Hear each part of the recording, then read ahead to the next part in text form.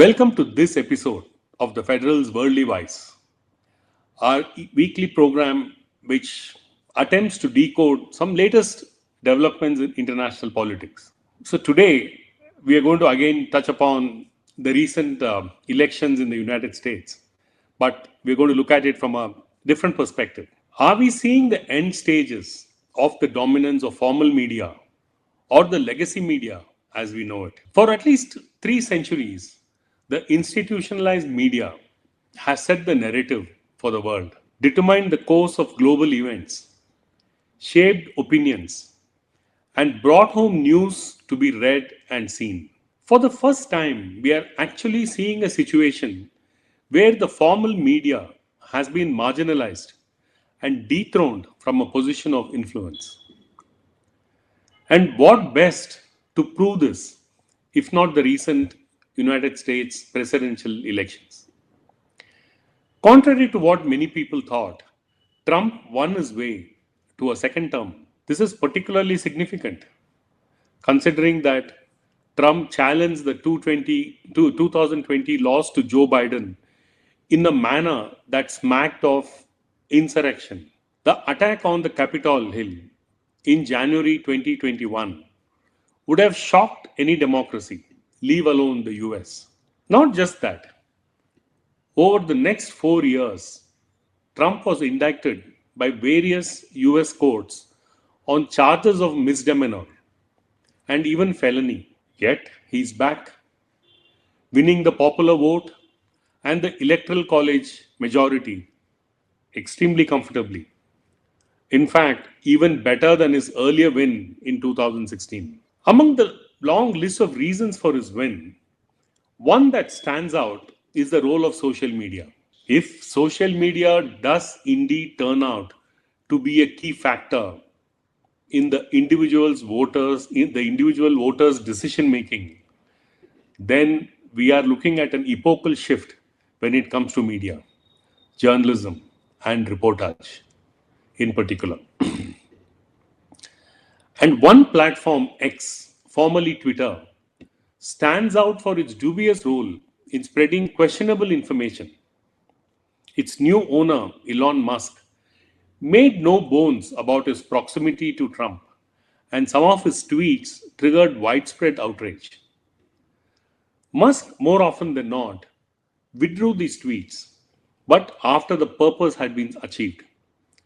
More often than not, they had already been viewed and shared by millions of his followers. One alarmist call based on false premises that the Trump team raised after the 2020 loss was that the election had been stolen, meaning the election that Trump had to win was snatched away by the opponent, Joe Biden, through fraud. Even before the 2020 election, Trump, as then president, had started alluding to a possible steal. When results started going against Trump, he held that up as confirmation of his fears that the election was stolen. His Republican supporters used that as the rallying cry when they tried to forcibly enter the Capitol, imagining they could overturn the election results. Through the last 4 years, until the current election, Trump's supporters kept harping on the charge that the election had been stolen. This, despite the fact that there was not even one atom of evidence to back their claims. Social media played a major role by drumming up this theme constantly. Before the latest election, too, Trump's supporters on social media, led by Elon Musk, had prepared the ground to splash the allegation if he had lost. Timothy Graham, a professor of digital media at the Queensland University in Australia, who kept a close watch on social media workings, in his piece in the digital platform, The Conversation, referred to Musk's flurry of tweets during the run up to the election. He says, at first glance, these tweets might appear chaotic and random. But if you take a closer look, you start to see an alarming strategy behind them. one that's worth paying very close attention in order to understand the inner workings of the campaign to return Trump to the White House. The strategy, he continues, has two immediate aims. First, to overwhelm the information space and thereby manage attention. Second, to fuel the conspiracy theory that there is a coordinated campaign among Democrats, the media, and big tech to steal this election. So, this is what he says. Now, the steady stream of disinformation on social media kept up the theme of election fraud, of election being stolen, etc. Days before the actual voting on November 5, this reached a crescendo. The hashtag too big to rig received massive currency, with Trump himself joining in to push this narrative. Similar hashtags including stop the steal, election fraud, election interference, and voter fraud went viral according to social media monitors. Musk followed up his tweets with live discussions that firmly supported Trump for as long as 1.5 hours per discussion on his platform X. Each had an audience of over a million at least. On social media, as it is today, there is no compulsion to stick to the truth, no need to rely on facts to form opinions. In general, people tend to go along if the information validates what they already think. Never mind the facts. They swallow the information and forward it to others without bothering to verify the authenticity.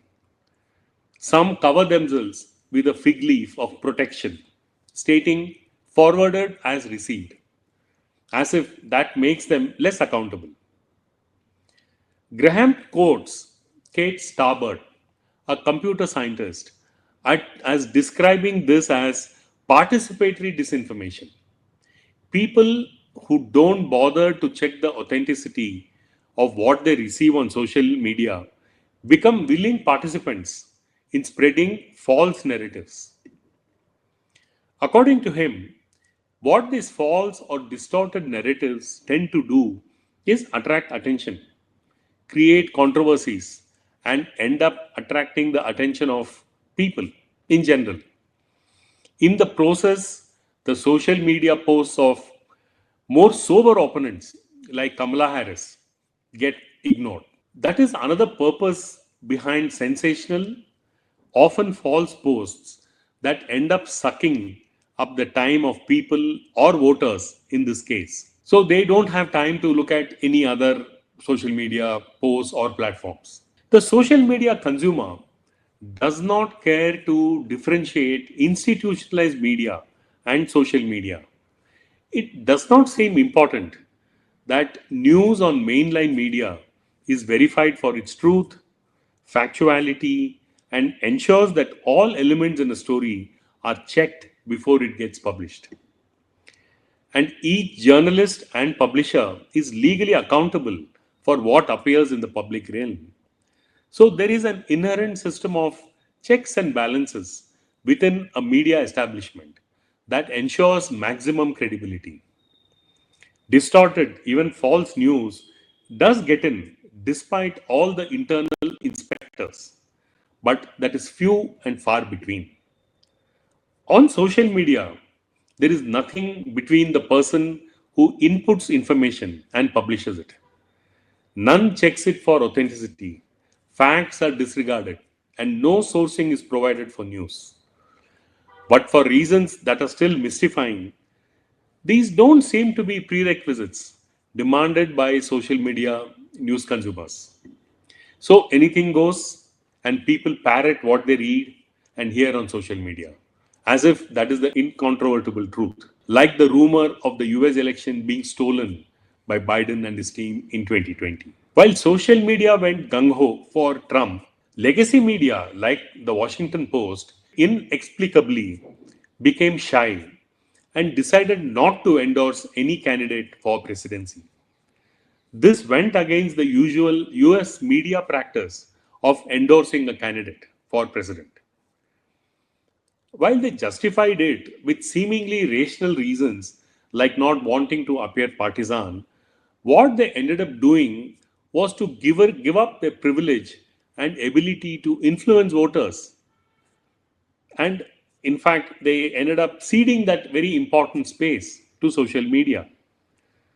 With the dominance of mainline media already waning, this was probably the last straw, handing over the top narrative space to social media. And the beneficiary was Trump. There are countless other examples to buttress the point about the rising power of unbridled and uncontrolled social media. Trump's second victory may be the latest example, but it is constantly playing out in various parts of the world, heavily influencing choices based largely on misinformation.